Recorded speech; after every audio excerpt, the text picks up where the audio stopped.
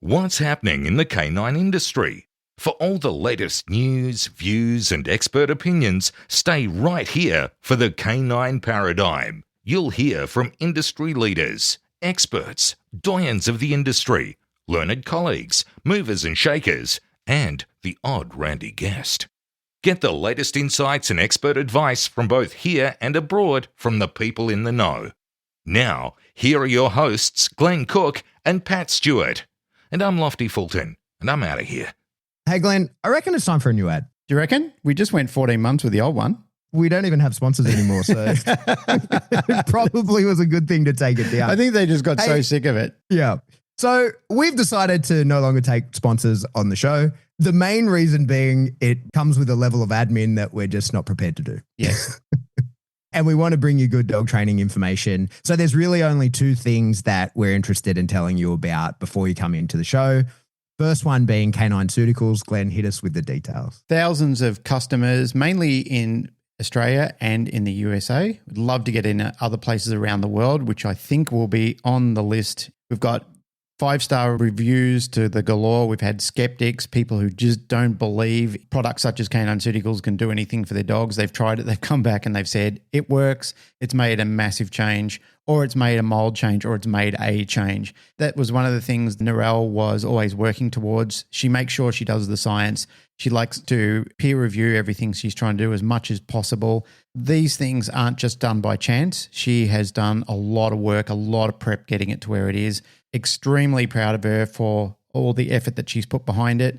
Not just because she's my wife, not just because it's our business or her business, but because it works and it's done what it says it's going to do, and it's at such a great level as well.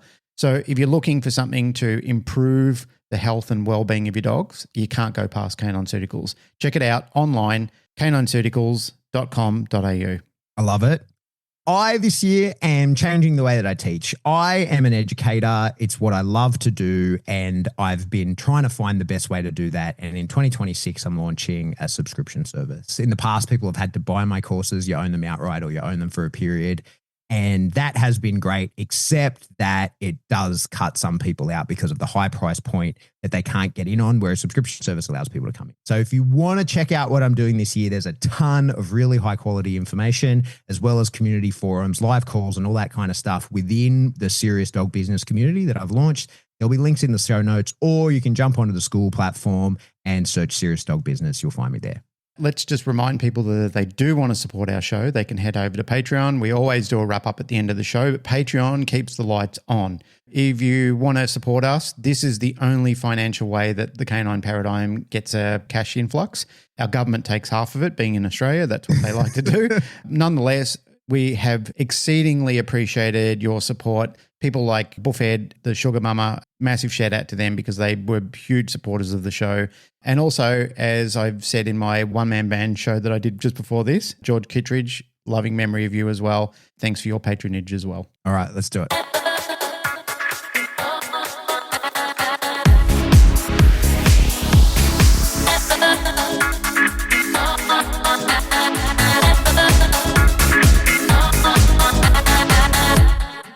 Welcome back to Canine Paradigm. I'm your host, Pat Stewart, and I'm joined today by my co-host, Glenn Cook.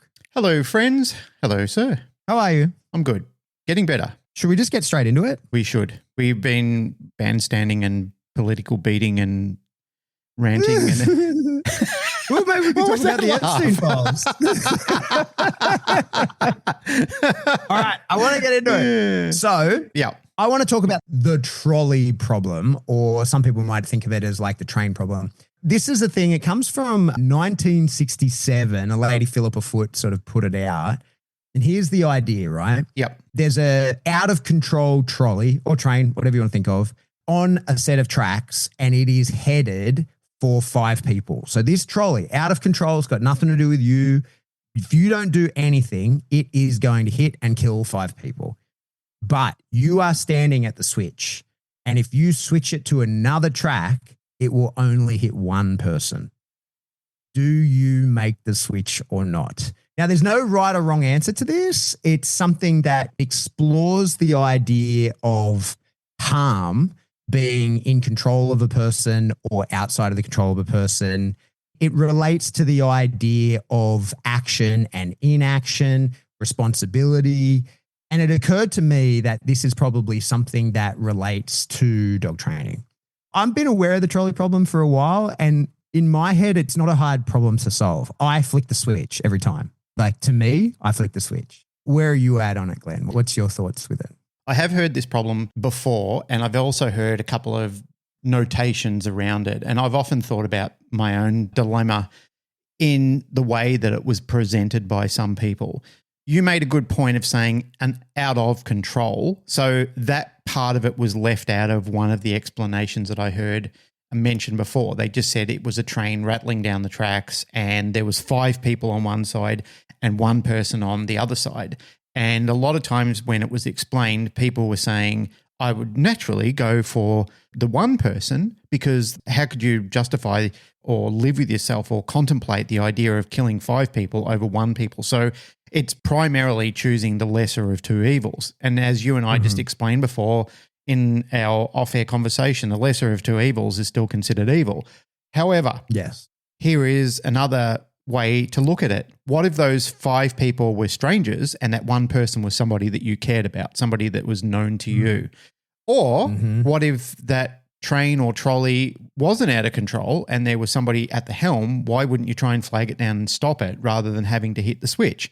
There has been a lot of input from people about that over a period of time, and that got me thinking about that. And then when you brought it up and said, I want to talk about this, and then relay it back into the dog world, mate, I think the point that you've made, which is different to the explanation I originally heard, you said it's out of control. That wasn't explained in some of the other conversations. It was a train. It's always got to be out of control. Can't be stopped. Yeah, well, if it can't be stopped, but then you got to think about that yourself. Like, what's the significance of that single person? We're talking about 5 unskilled people, and then you've got 1 person who is a community leader that has been doing amazing and generous and world-changing outcomes, versus 5 people who, you know, like could be criminals, could be derelicts, could be whatever.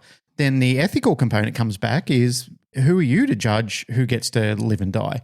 But in this sort of situation, you've got 3 options. Like you said, you can do nothing and just let the future unfold. Whatever happens, happens. So it's basically a bit of chaos theory.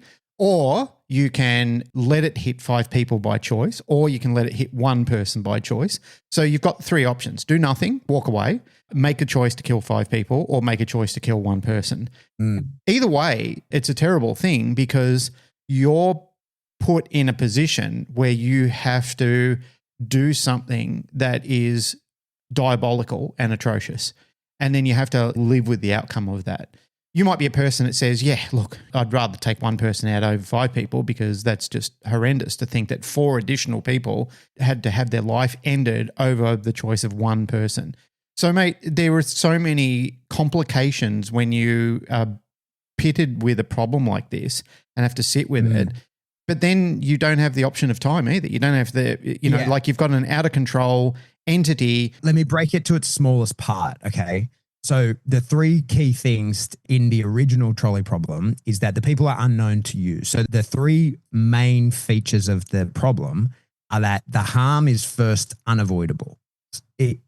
Either 5 people or 1 people is getting run over. Yep. Right?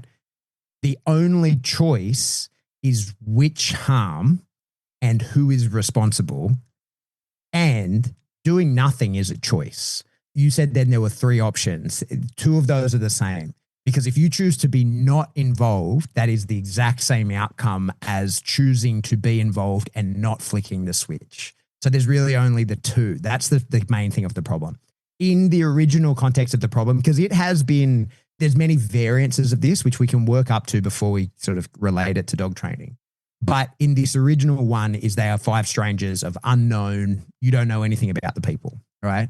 Six strangers. 5 people are going to get, it's 6 strangers. So 5 people are going to get run over if you do nothing, which is your choice to do, you can absolutely do, or 1 person will get run over if you flick the switch. And from your point of view, you have no intimate knowledge of any of the people. You don't know anything more than that they are people, and the choice has to be. Let me just go back to that point, because there are people in the world who would enjoy watching 5 people get run over. Mhm. That is a choice because somebody might say, oh, I want to see 5 people get run over by a train because Yeah. they're that way inclined. Some people just aren't fucking right in the head. And to them, that would be the choice. That would be like, oh, cool. I could watch one person get run over and that would be a good thing. Or I could watch 5 people get run over by a train and that'd be one thing. Mhm. Where normal people would go, oh, no, that's horrendous. 5 people versus one person. The choice is logical. I have to, morally select the one person. Mm-hmm. So in one instance, via choosing to do nothing, if that's your choice, right? So as you said, you might make a choice and go, oh, if I were in a position to kill 1 or 5 people, I would kill the 5, right? Okay, that kind of person for sure could exist. But in most circumstances, we're looking at the decision of, I am not involved. I've taken no action. I'm doing nothing. And in doing that, there will be 5 people run over. But if I were to save those people, I could reduce the amount of people run over to 1, but that is a new person. It's not one of those 5, right? So those 5 are saved, but you have chosen to flick the switch on the track, which sends the train towards this one person and would run them over. So that is on you. You made that choice. Right.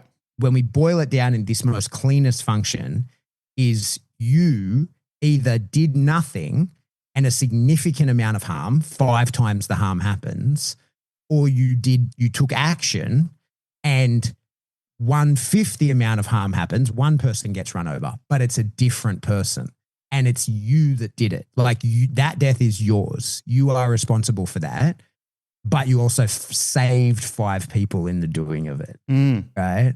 It seems like a pretty obvious question. And for me, I flick the switch. I flick the switch to the one person. I make the choice to do the least amount of harm. But I'm very aware then that I have included that person who was otherwise safe, right? I killed that person. That's my choice that I did that. And to me, I offset that via knowing I saved 5 different people. Well, technically you didn't kill the person. You caused the killing of the person. Yeah, sure. So it's a bit, I know it's a bit of wordplay. Yeah. But yes, you're right. It happened via choice, but you didn't Their directly. death is on your head. Yes. You chose to do that. Yeah. Okay. Yeah. That's acceptable. But you have to look at it like if I push the train over that, if I got behind it and pushed the train over the top of them, then you could say, yeah, I actually murdered that person. I killed them. Whereas if you're debating the lesser cause and effect, where you're taking out one person with 5 people at the flick of a switch. You've made a choice. Yes, you have to live with it. It's diabolical. It's still a fucking hellish landscape, no matter what way you're thinking about it. It's still something that's going to replay in your head over and over and over again. But you're also right. You've got the celebratory side of 5 people who are now rescued and now in a position they would have said, if it wasn't for you, I wouldn't be here today, times 5. Yeah.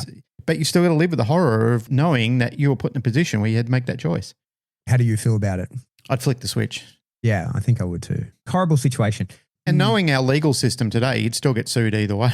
Like if, sure. rather than. So that's the thing, right? So depending on legal systems around the world are going to be different and depending on your role and blah, blah, blah. But sort of the idea of the trolley problem is that if you do nothing, you're in the clear. Like, because you did nothing. It is not your fault. Nobody requires that you take any of these actions. 5 people die, but those deaths are absolutely not your fault. You are responsible for them, right? That's what I think is interesting is that the making of no choice is still a choice. I think that a lot of the time, sort of certainly in modern society, people want to sort of be absconded from any responsibility. And so they say, well, I choose not to be involved in that. But that is a choice. You are choosing to have it go the way that it would go without your involvement. That is a choice that is made. I remember when I was doing my first aid training some time ago and I was speaking to the guy who ran it and he was telling a story about, the ethics of doing first aid on somebody and saving their life.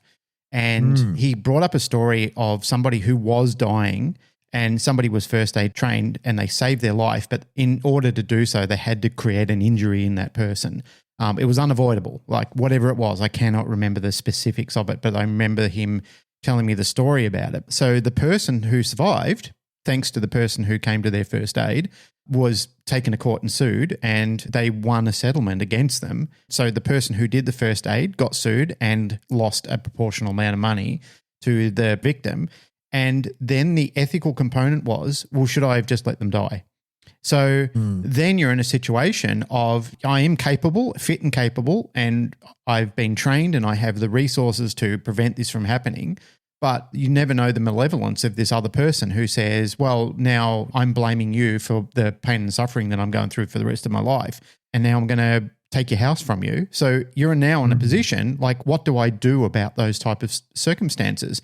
That in itself, I said to the guy, because he asked me the question, he said, what would you do? And I said, I'd still do first aid. If I saw somebody in a diabolical situation, I said, that's just me. I said, I've done it on motorcycle rides before where there's been people split open on the side of the road and I'm off my bike and I've got a little first aid kit. And I said, I'm doing what I can to keep that person together while the paramedics arrive and they take over from me. And I said, every time it's happened, I've always jumped in and done it. And he said, how would you feel if you got sued by that person? I said, naturally pissed off. I'd be furious. I'd be thinking, you ungrateful fucking son of a bitch. And I don't think we have that level of fuckery in Australia that we see over in other countries like the US. The US seems to be very litigation savvy, whereas Australia seems to be like, everybody that Scott, me or Dave helped out in those sort of situations, if we ever saw them around again, they'd come over and buy us lunch and say, hey, mate, I've lost 3 fingers, but I probably would have lost my life if it wasn't for you guys. I probably would have bled out on the side of the road or whatever. Yeah. So it's never ended badly. It's always been a celebration of, hey, you're out riding again. You're safe. Like you're good to go. Glad to see you up and about.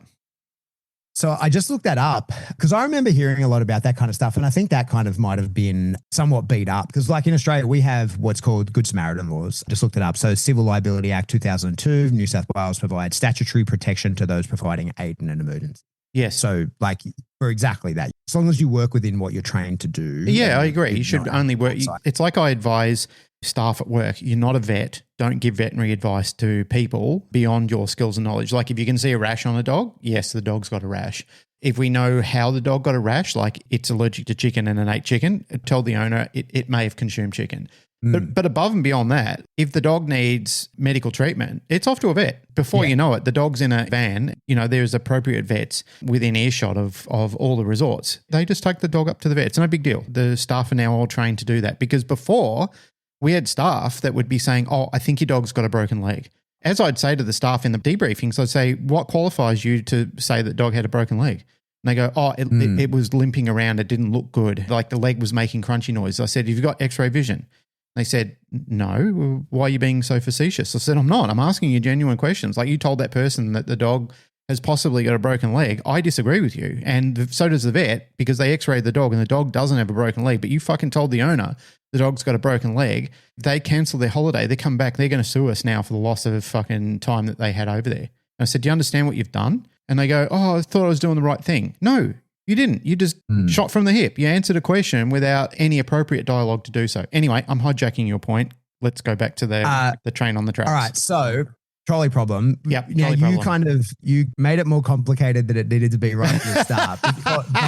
but so it's meant to start very easy. Okay. So, well, the trolley is 1 people or 5 people. They don't matter who they are. They're strangers to you. Make the choice. And it's about action versus inaction. It's about direct harm caused by you or indirect harm that you had nothing to do with, but were in a position to change. There's no right or wrong answer. And it's just an interesting thought experiment. But it has been made more complex and more difficult by people throughout time. And you can play with the ideas. Like you and I both say that in that first scenario, we make the choice and we say, yeah, I am flicking the switch. I know this one person who was going to die, who was going to be safe, is now going to die or be hit by the trolley. But I have saved these 5 people. And to me, when I do the economy of souls, I did go, well, 1 is better than 5, right? But then it can become more complex where we go, okay, so we see that there's the out of control trolley moving down the track and there's going to hit 5 people, but you're standing next to a really fat person you could push in front of it and that would stop it before it leaves. Right?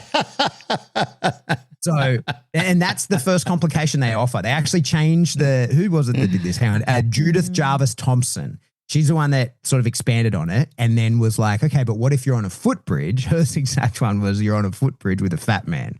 Same numbers, further down the trolley is going to hit 5 people, or you're on a footbridge with a fat person who you could push off the footbridge and use them to stop the trolley from hitting those 5 people. Where do you land on that? Because now that's a very different thing, right? Well, now Because- you're selectively murdering somebody. Yeah, but you're also saving 5 people. Yeah, but I know, but it's different from flicking a switch because now you're actually like you're complicit in the actual decision making to push someone onto a track who was not in danger in the first place. Yeah. Okay. So that's the distinction, right? Is that person was not in danger in the first place, except from you pushing them onto the track. How's that any different from the other person who's not in any danger in the first place, except from you flicking a switch, which changes the direction of the trolley on the track? Right. So like there's no right or wrong answer to any of it. It's a terrible dilemma for anybody to be put in a situation like that.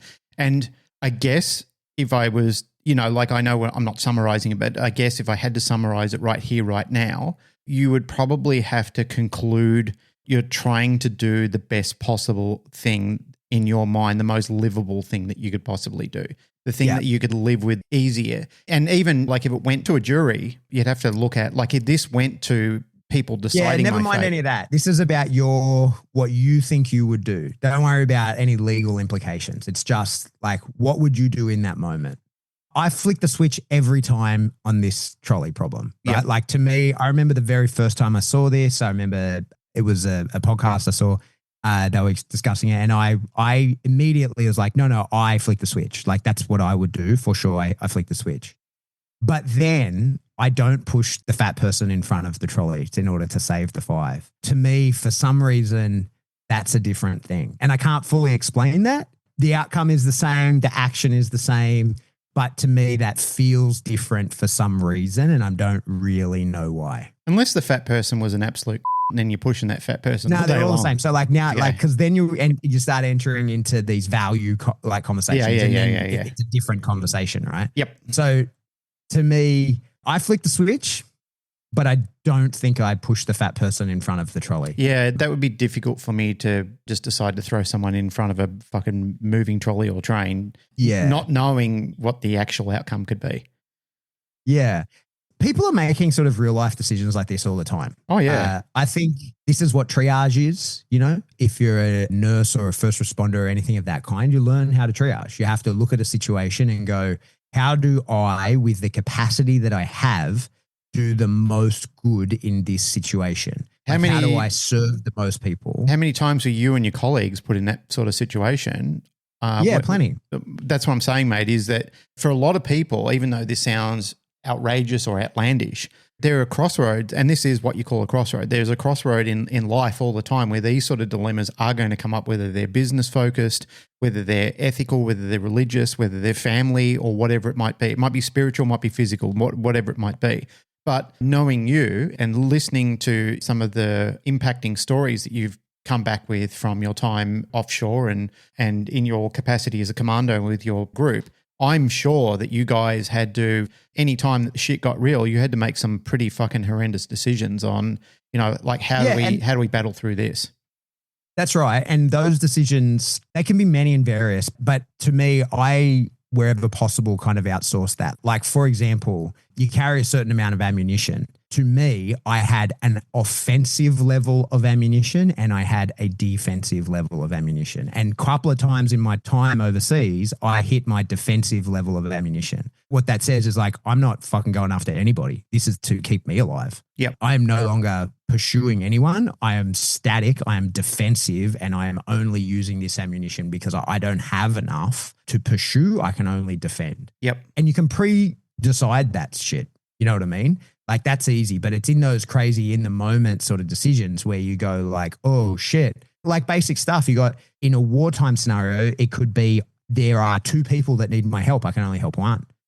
That's a really on every scale that exists. Like you get a predator pilot that says, hey man, I got one 500-pound bomb here. I can help one person with this.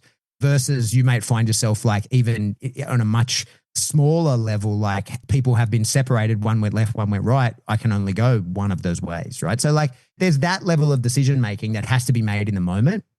But to me, with like your sort of moral ethical decisions, I prefer to have those thoughts in a quiet space where I can think about them really hard and for really long and decide, okay, well, when I face a situation like this is how I will act. And to me, it's something that has been really important to me throughout my whole life. And thank fuck that I have felt this way.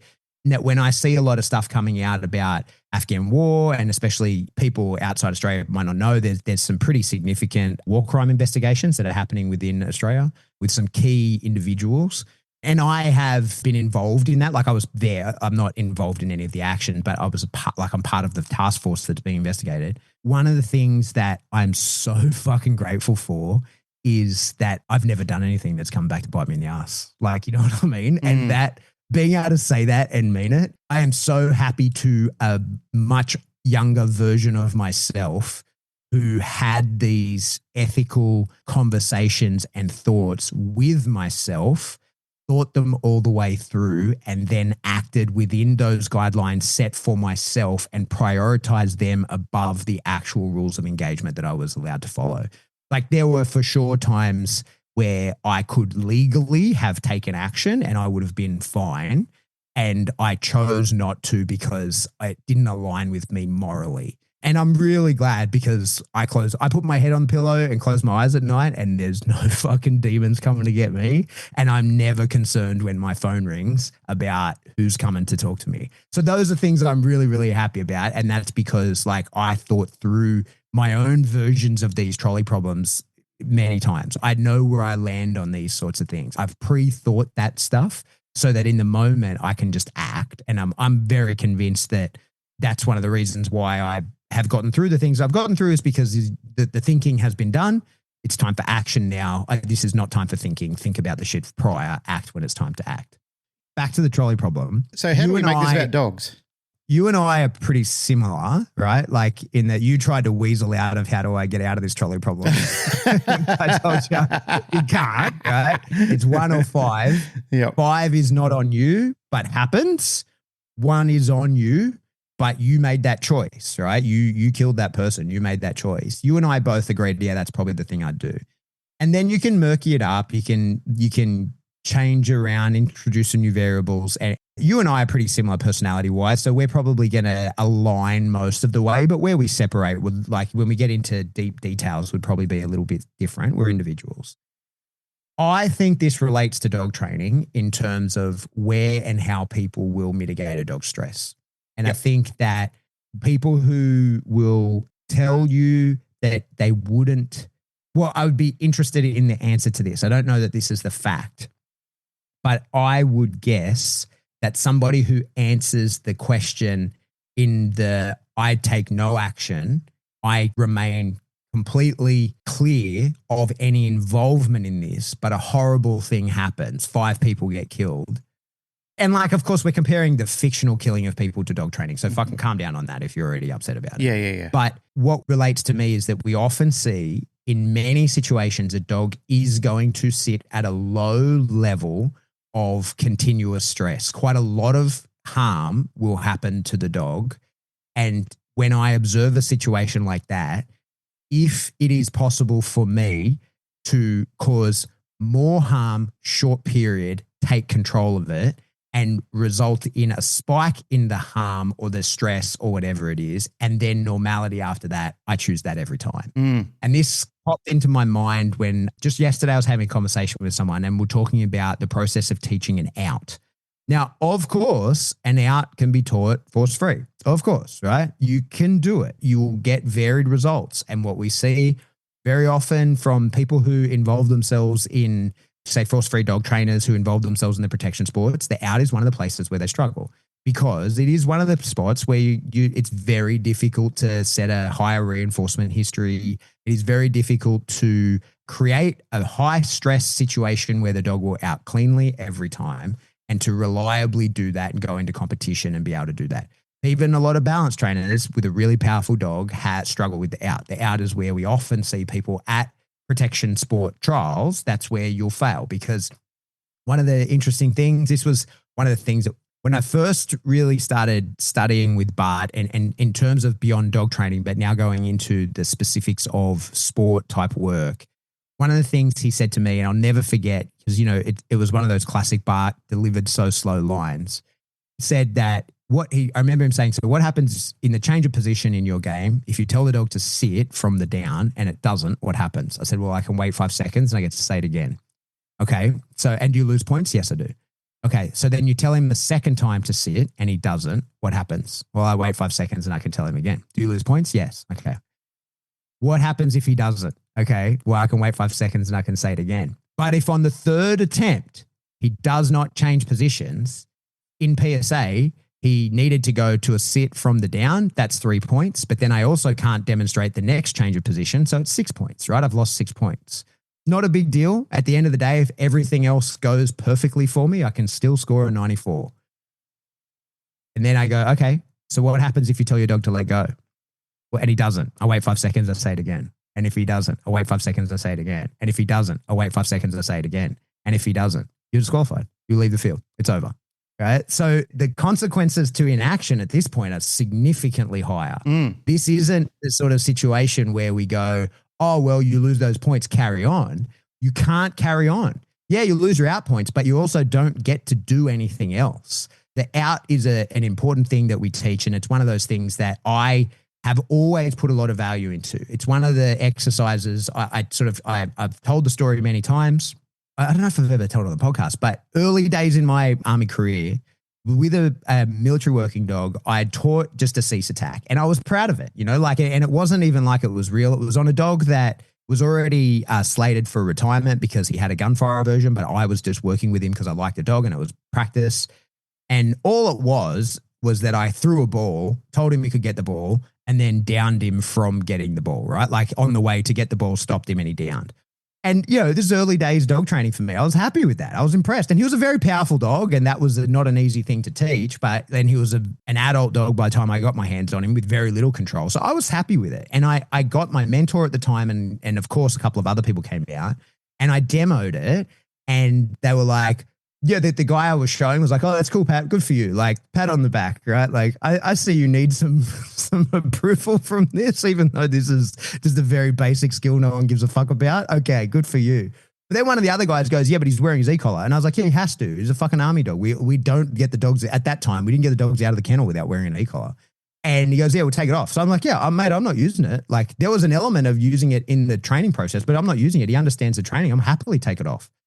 So the dog's in this down. I reward him for it. While I'm playing with him with the ball in the reward event, I take the e-collar off. I tell him to out so that we can go the next rep. And what I found out that day, because I did not know this, was that his out was dependent on wearing the e-collar.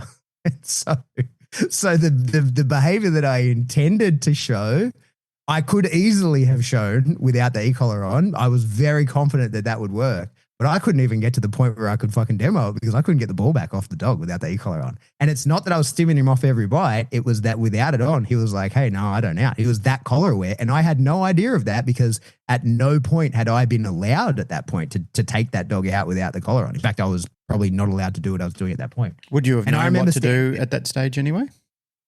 Would I have known what to do? Would you have the skills and the knowledge that you possess now to be able to resolve that? Oh, yeah, for sure. Yeah, for sure. Yeah. Now, yeah. No. At the time, would you at the time had the skills and knowledge to be able to resolve that issue at the time? Yes, but I was demoing. So that was the issue, right? So I was demoing a skill. I demoed it effectively. I rewarded for it. I took the e-collar off during the reward event and I could not get the ball off the dog again to demo it again. I'm very confident he would have done the skill, but he wouldn't let go of the ball because it turns out, and this was unknown to me, that his out was dependent on wearing the collar. And I remember making the decision. And so basically when I couldn't get it off him, everybody laughed at me and walked off, right? And then I got it, I taught him and refixed it. But I remember standing there. That was to me a big day where I remember standing there and going, I am never having a fucking outing. This is never happening to me again. I am never, ever in front of a bunch of people being hamstrung by the fact that I can't get something back from my fucking dog. This is never, ever happening to me again. And you've seen it. If I'm in a session with a dog, no matter what I'm working on, if I have an outing problem, That's what I'm working on. I don't give a fuck what else I'm meant to be doing. If I encounter an outing problem, and like I don't teach an out early and I don't use an out early, like this is all like on a trained dog. It's not like I have to teach an out straight away. But once I think I have an out, that out is fucking working. And if it doesn't work, then I abandon everything else and I make sure that works, because as I found out that day, not being able to out is a hard stop. There's no way you can go from there if you can't get the thing back from the dog. So what I see when we're teaching the out is that for sure, there are ways to teach an out that involves not using any force or compulsion. And there's ways to use an out that uses a fuck ton of force and compulsion. And probably the way to do that is somewhere in the middle, where we are teaching the dog appetitively to let go. A big sort of foundation of the out to me is that the dog sees it as progression. I want the dog to be like, fuck yeah, let go. That means the best thing is about to happen. I want the dog to be in the game. I don't want any kind of dip in arousal. I want the dog to be excited by the idea of letting go of the thing and going into the guard, whether that's on a decoy or a toy, whether this is a biting dog or a non-biting dog, whatever it is.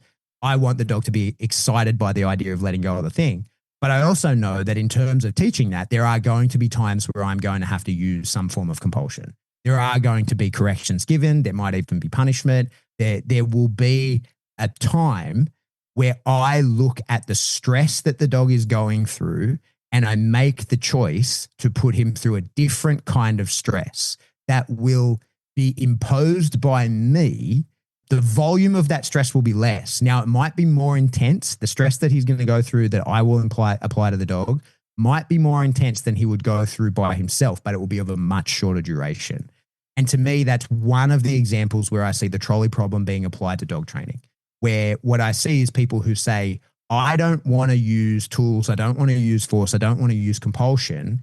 And when you get to the bottom of it, it's like, well, I don't want to impose. What we often hear is, I don't want to use fear or pain to train a dog. I don't need those things to train a dog. I don't need fear or pain.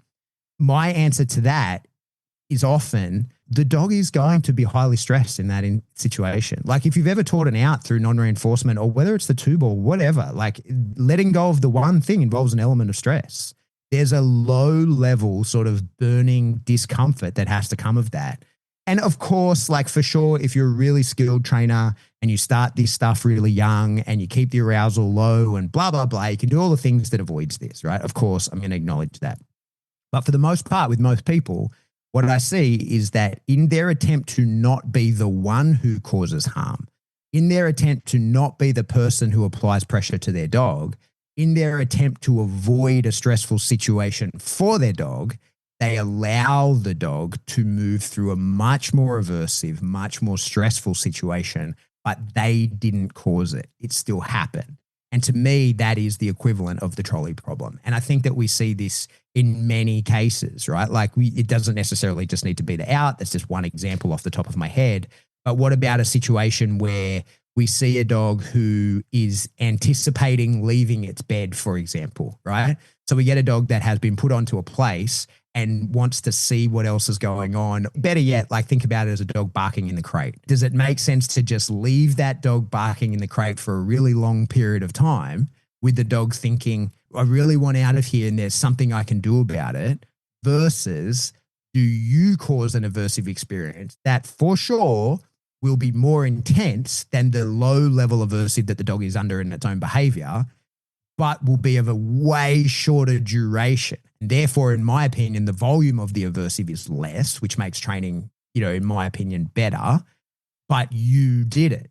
It wasn't that the dog went through it by itself. Do you think that that is a fair parallel to make?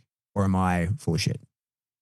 No, of course I agree with you. As I indicated several episodes ago, you and I are very kin in the way that we think about things, and not just because we just want to appeal to each other's friendship or relationship. It's because ethically we both look at the problem with the same set of eyes.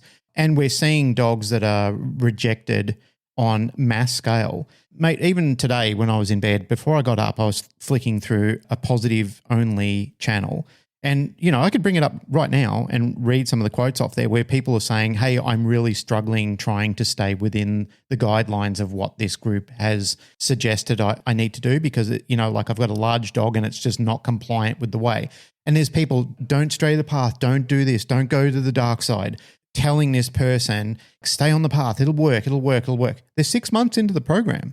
And to me, as you have indicated, mate, the dog's not just feeling stress at that stage. You're feeling stress. And if you're feeling stress, the dog's feeling stress because of your stress, because they can fucking smell your stress. So you're doubling up on stress over this process. And, training then becomes something that's somewhat unsavory.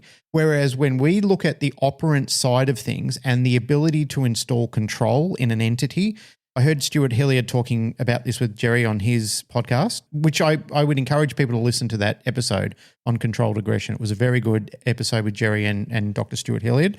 Mm-hmm. Mate, I've been saying it for a long time. You've been agreeing and saying it with a long time. When you feel in control of something, when you have the ability, the tools to be in control, you feel empowered. You feel like, oh, yes, I get it. I understand what I'm supposed to do. This makes sense to me. I now know what I need to avoid. I now know that when I have these big feelings, but I'm not allowed to do it, well, I've got to move on. I've got to find another resource to be able to work within this paradigm. This is where we really and truly teach animals under our guidance to have a real operant experience, like they can start making some really good decisions. Whereas before, they kind of look at and they can summarize these situations as, no one said no to me on this. Nobody's told me I can't do this. So why can't I enjoy this ball a bit longer? Why can't I keep this decoy in my mouth? What's the worst thing that's going to happen? And that is the dilemma that you and me and a lot of other trainers around, because we can see this on a live basis all the time. And even people who are not in denial understand this problem. I think the most frustrating thing that we all feel is how easy it is to resolve it. How easy it is to install no, you can't do that. When you're told you can't do that any longer, this has a time fuse on it. And once the time fuse is up, that's it. You're not allowed to do it anymore. But it doesn't mean that it's over. When we're relinquishing control, what we're doing is we're painting a broader picture in our student's mind to say, it's not over, mate. Like, you don't lose. What you do is you give up to win. That's what's going to happen. So what we're doing is we're relaying into you, like, momentarily, you're going to be a little confused about this rather than spending the rest of your life confused about this. Momentarily, you're going to be a little bit confused about this until I pave the way and show you where the road leads. And there are multiple good outcomes from doing it this way. And again, mate, the frustration I feel at people who keep talking about this as a fear point, they have no idea what they're doing. For those people, send them 2-3 years to Dagestan and forget. They are fucking dummies. Like, they're seriously dummies. I see fear presented in a lot of ways, and I see fear presented in a way where you don't feel like you're in control of what's going on. That's where I generally see fear going on. I also see it where people are, and this is where control is robbed from the entity or the student, where people are excessive in what they're doing. If they're using punishment, that they go past a point of teaching the lesson into a point that they're frustrated and they're out of control and they're robbing the entity of control. Therefore, they feel very, very violated in that sort of situation, and then there's a big trust breakdown, and that's where I do agree that the dog would be in fear. But to punish a dog and say that the dog is fearful, I mean, get off your fucking high horse. Yeah, that's the intersection of this trolley problem. So this relates to all dog trainers. This isn't just a balance versus force-free sort of thing. And I've been wanting to make content on this for a long time, but I just don't know how the words that won't fucking have people lose their minds. So fuck it, here we go. Where I see the use of force and compulsion, and like, I'm not afraid of the real words. It's pain compliance that we end up using very often on dogs. Where I see that go bad is when it's done emotionally. And what I observe pretty often is that many people, they tolerate this behavior, or either it's annoying, dangerous, whatever it is, from their dog, because they don't want to flick the switch on the trolley, right? Like, nobody wants to be responsible for the action. Everybody wants the right outcome, but nobody wants to be the one that does it. And what I observe a lot, and I honestly think that this is the biggest problem that faces animal welfare, is that people don't want to apply pressure, and so they wait until they can't handle not doing it anymore. with balance trainers, we usually find that trigger point is too late, but still often gets the point across. And with many of the people who are trying their best to fit into a completely force-free or plus or whatever the fuck term we're using, they are usually much too late, because it's like when there's no correlation to the actual problematic behavior. And we've all seen this. Everybody has seen the force-free handler who in the moment does nothing to their dog and then takes it around the back of the shed and bashes it. And the dog does no idea what the fuck is going on. And it's because they had to emotionally get themselves to a point where they could do that to the dog. But then the problem is that they then can't stop doing that. And to me, that's one of the things, that's what I tell people all the time. If you're not able to use compulsion, if you're not able to use force, if you're not able to use the tools from your clearest, happiest state of mind, don't fucking use them if you're actually angry. Like, to me, if I'm training a dog and the session begins to derail in such a way that I start to feel the version of me that I don't allow to interact in that moment, so the session's over. And to me, I feel that first in my jaw, right? It's long before any actual negative thing happens, but I can feel my back teeth start pushing together and my teeth begin to grind. And then I'm like, oh, we have to stop, like, immediately, right? Yep. Like there's no going further than this, because as a human, I can't drive channel. Well, I'm not good at it. One of the things that we teach young working dogs, or not too young, but we teach them is like, hey, get fucking mad, right? Like, we put them on a table and we agitate them and we get them big mad. We present a threat and we expect that the dog is going to like, show me what you have to counter that threat. And then we turn off the threat and we say to the dog, calm down real quick, right? That threat's no longer there, calm down. And we teach them this. We teach them how to drive channel. That's what drive channeling is. And we do drive channeling, we do drive capping. We do all these sorts of things where we teach the dog to change its mood really quickly. And that similarly is like the whole Windows work that me and Jazz have a whole course on. It works so well with the dog, right? Creating these windows where you put the dog into a certain set of conditions where you go, hey, this is how you think and feel about these conditions. And the dog does that really quickly, really easily. But that's because dogs aren't thinking about shit that happened in the past. They're thinking about what's happened right now. And like you and I know, mate, I could be having the best day ever, right? Like, I could be having the day where I'm like, oh my God, this is the greatest day of my life. All you have to do is be like, hey, remember that bad thing that happened to you 20 years ago? Yeah. you're like, oh, motherfucker, you've ruined my day. And I'll be thinking about that all day. Like, I can get myself, you can do the same. I can get myself fucking so angry that I start screaming and throwing shit around the room just by thinking. I don't actually need anything to happen, right? Like, I can think myself into a fucking rage. I can think myself into a sobbing pit on the floor, right? Like, I can do these sorts of things that dogs can't do. So what I often say to people is, do not think that, or dogs don't need, do not think that you are going to be able to drive channel.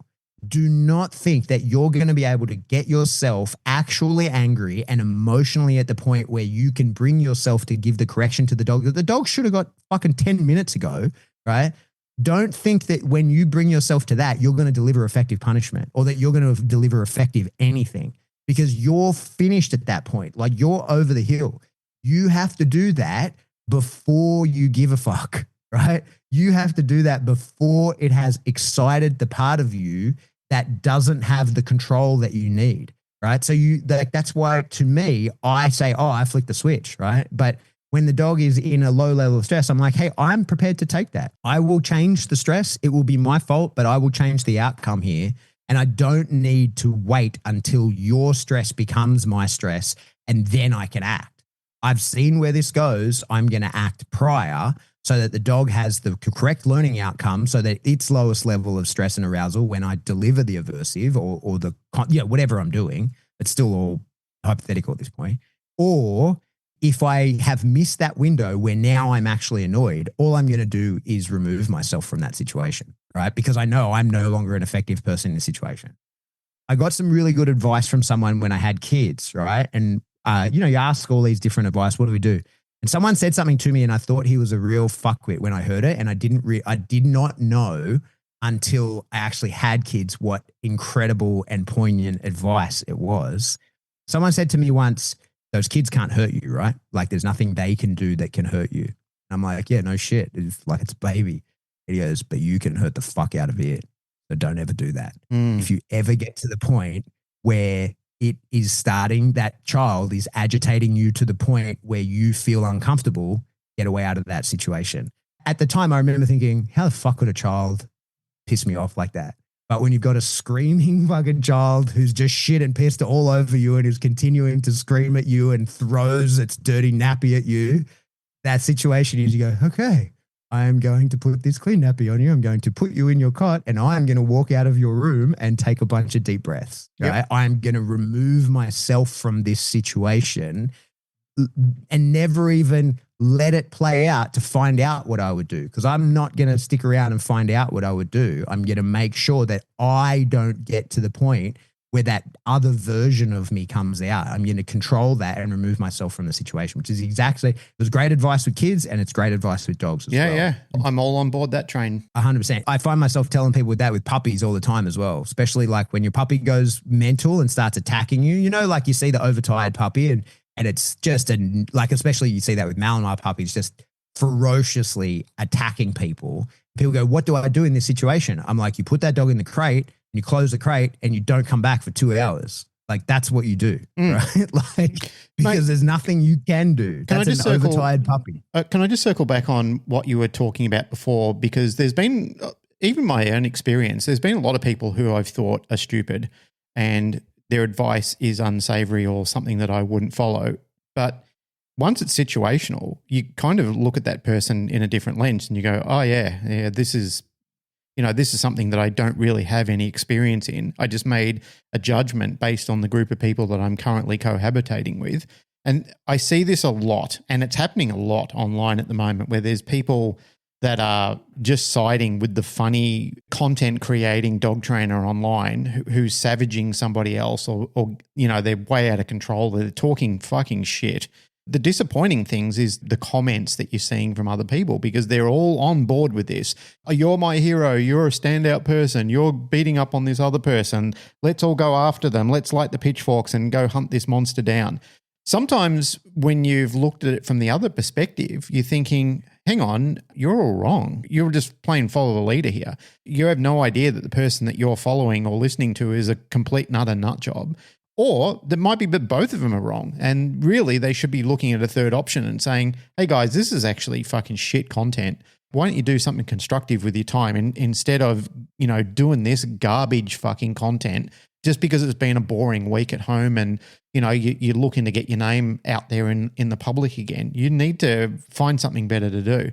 The advice that you got by your colleague or advisor or whoever that person was, I have been in those sort of situations before where I've looked at the person and thought, you're an absolute fool. But to be honest, if I reflect on it, I was the fool at the time because I didn't have any knowledge to speak of it.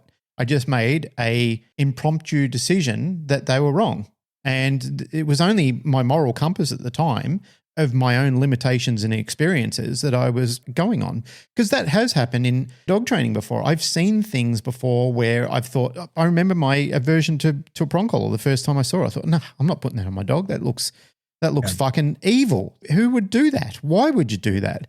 And it was simply the image of it. Once it was done and I saw the immediate transformation it had with my dog and how content he was. When people talk about this fear thing, he didn't fear having the collar on him because he didn't know what it was. He didn't fear it. He responded to it. And it wasn't like he looked at it and went, oh my God, I'm in peril here. You could argue pain. I'm not saying that wasn't a part of the component, but he wasn't in fear. And I intimately know my dog. He didn't look at me like, help me, I'm in fear. My world is crashing down. The sky is falling on top of my fucking head. He just went, oh, that fucking sucked. I better choose something else. So he ran from one behavior and went into another one. And the issue was, I remember it was Harley that I put it on, issue is he was fucking surging ahead when we were doing healing exercises. He would just be half a meter in front of me and I couldn't get him under control because he was always thinking, if I get out in front, I've got this. And it was something that I allowed and coached in a behavior. So it's something that I created, but having the prong collar on him, mate, within a week, I had that dog doing beautiful healing by my side. He was marching beautifully by my side. I had about 6 inches gap between him where I couldn't get that. I couldn't fix that problem. Or with the prong collar, I resolved the issue quite readily with the dog. And he became very aware of how he controlled that scenario. And he just thought, cool, this is the new behavior. This is what we're doing. And now I avoid getting any of those sensations at all. So I lived that experience firsthand, and many of us did. Now, had I not have transitioned across there, had I just thought along the lines of some of these very emotionally insecure people and been hamstrung by this fear pain scenario that they're constantly cycling and wrongly bringing up in conversations. And yes, there are people out there who are monsters and they make their dog afraid, both in balanced and force free, and people who just, go beyond what tolerable and allowable pain is. And who's to decide that? That could be another part of the argument. In my point of view, it's just to instill control back in the dog, to be able to say, hey, we're not allowed to do this anymore. This is the new paradigms of behavior. This is what you got to do. In order to succeed in a cohabitating world between a human and a dog, this is how it's got to be. And there's no deviation from this anymore. This is how it is. Let's get by this very quickly. As you eloquently explained before, now we're in a mindset where we're cohabitating and synchronizing how we actually work on problems together. And anything that you then upskill and add value to your dog past that, your dog is now starting to go, oh yeah, cool. I know the boundaries of this. I know how this works. I know how this system is manufactured between you and I, because we're very clear communicators on this. And there is no fear and there is no pain, because the dog's compliance level and feeling of control, because the dog trusts you then, and the dog knows, I know that you're going to lead me to something great. You've spoken about this many times in past episodes where you've always, like we've talked about the hope factor. We're building hope in our dogs. That's a great analogy to use. I know it comes from Bart's teaching, but any mentor that is worth their salt, they're always showing their students how to be successful, but how to do it on their own too. Mate, if we let dogs do things on their own, they go back to being dogs. They go back to being opportunists. They go back to doing things that piss us off. There is no cohabitation rule anymore. We've desynchronized. Now the dog is just going back to doing dog behavior and seeking opportunity wherever it fucking sees fit. Well, fuck that. That's not working. That's why people are euthanizing dogs on mass scale. That's why we're seeing fucking problems around the world that haven't declined. They've increased. Thank you, fuckers, for all your shit advice that you've given people. You deserve scorn. You actually do. You should be held accountable, and you should feel responsibility because you ran over those 5 people by choice. That's what you fucking did. So fuck you. I don't want to fit in anybody's box anymore of trying to fit into a camp or trying to appease all these people. I'm sick to death of you. I think that you've done the world a massive injustice. I see it, and I just see the wastage in dogs, and you just don't get it. Because your fucking pride and your ego are stuck in overdrive. Rant over. That's it. That's it. Another episode, Canine Paradigm. Probably is a place to finish it. That's my thought process. I'm very interested to hear what other people think. I'd be interested to see what the feedback is on the trolley problem and its relationship to people who are willing to be the provider of the stress and aversion, making it less versus the people who don't want to be involved and therefore have more. I think what's important to understand is just like the real trolley problem, there's no right or wrong answer, right? It's up to the individuals. You do what you want to do. But to me, it feels like an interesting thought experiment to understand where people come from and how they will behave.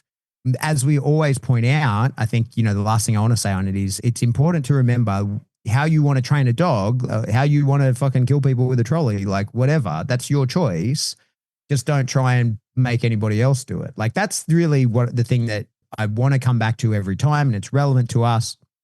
It's worth talking about is because we are constantly facing the ability to flick the switch and have the trolley only go one way towards one person. We are having that taken away from us. That ability to do that is being legislated away from us via bans of tools and stuff like that. And I think that with no consultation, with no good reason, with no validation. This is the thing. If in that situation, like the real trolley problem, if in that situation you said to me, okay, well, like you chose to apply that harm is there, now you're going to jail, then it would be like, okay, but like, how's your world going to go without the people that are prepared to do that?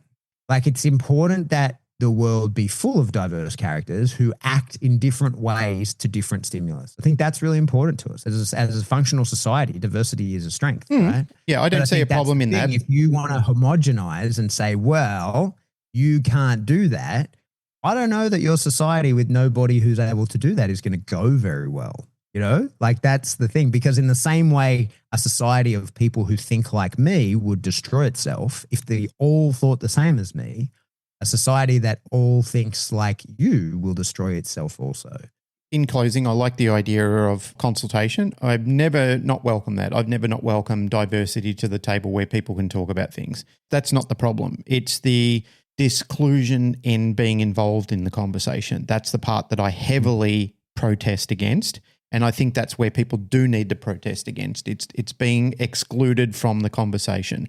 We just had a conversation about the ethics of control, and it's not about winning. It's about like everybody feeling like they've had some sort of part in that conversation, and we all improved our knowledge and our standing on it.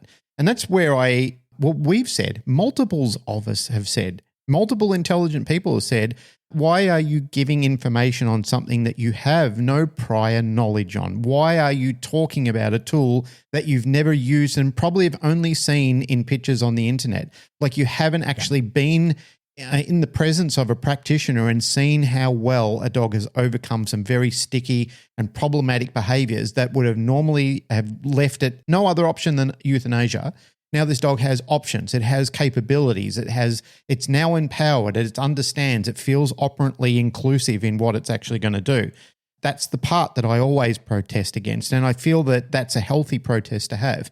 I, like you, have seen many people who have changed our minds about things where we've said, yeah, that's a nicer way to do things, you know, and to dig up an archive of something that we used to talk about quite a lot and something that, you know, like I feel that I'm the proprietor of, having a positive first approach to training. Like I'm going to try it positive first as much as I possibly can until I hit that fucking crossroad, until I hit the point where the dog is going, well, I don't know what to do here, man. I don't know what to do here because I'm a dog and I'm making dog decisions. Like this feels good for me just to hang on. Like I'm going to hold this in my mouth until I feel like letting it go. And that could be tonight. That could be tomorrow. You never know.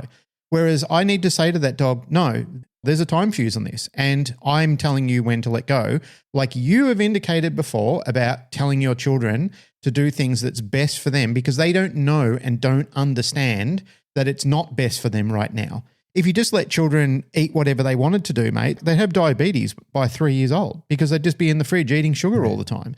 You know, like that's not good decision making. That's not effective parenting. That's a sick society that allows shit like that to happen. Whereas when parents step in and trainers step in and say, no, you're not doing that. I am saying no. Fuck your made up bullshit consent. You're not doing this. It's not happening.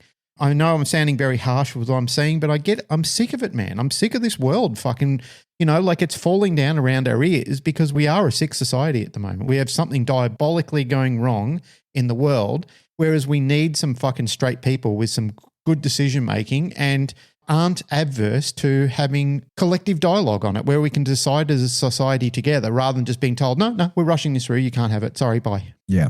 Anyway, that's it. All right.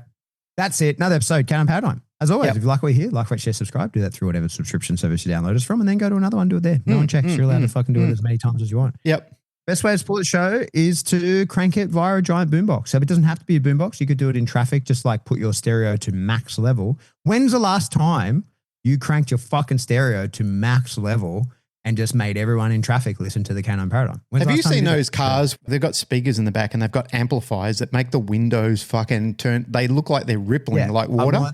I want that. Playing Canine Paradigm. Yep. Just doing tough laps through your local area, just up and down your main street. Just up and back, windows down, Canine Paradigm blaring full ball. That's the best While way your to start a car show. is looking like a transformer. Yeah. I mean, if you wanted to, you could put some money in our Patreon. that. That'd support the show. That'd help. Yep. Right? We could get some dollars for that. That'd be amazing. You could give us like $3 a month. What we have in the Patreon is a few different tiers. There's $3, $10, $20. You can do any of the ones you want. At $3, you're just supporting us, but there's a huge backlog of information. We put some stuff in there. At $10, we do a live stream once a month. That's kind of it. You can pay us more if you like, but it's all about supporting the show. You guys are patrons, what keep the lights on. You keep the show going. We really appreciate you guys more than you could ever imagine. We've got a lot of cool gear that we do the show with that you guys bought for us, and that's what keeps us doing it. Yeah, our only financial line. Yeah, we've given up the advertising because we're too lazy to do ads. If you if you want to get some t-shirts, that's a cool way to support us. You could buy Offspring. There's links in the show notes. Yep. And another way you could support us is to support our businesses. I have this new school that I really love. There's links in the show notes to that. You can jump in, learn a lot of really cool dog stuff and talk dog training. Get yourself some canine pharmaceuticals. Get yourself, if you're in the area, if you're a person that would get a dog training, get it trained by Canine Evolution. We've got so much we can offer you just as ourselves. Absolutely. But if you want to get in contact with us, best way to do that is jump in the Facebook discussion group. There's a lot of people group sourcing really cool information in there. But if you want to shoot us an email, we are info@thecanineparadigm.com. Love you all. Goodbye.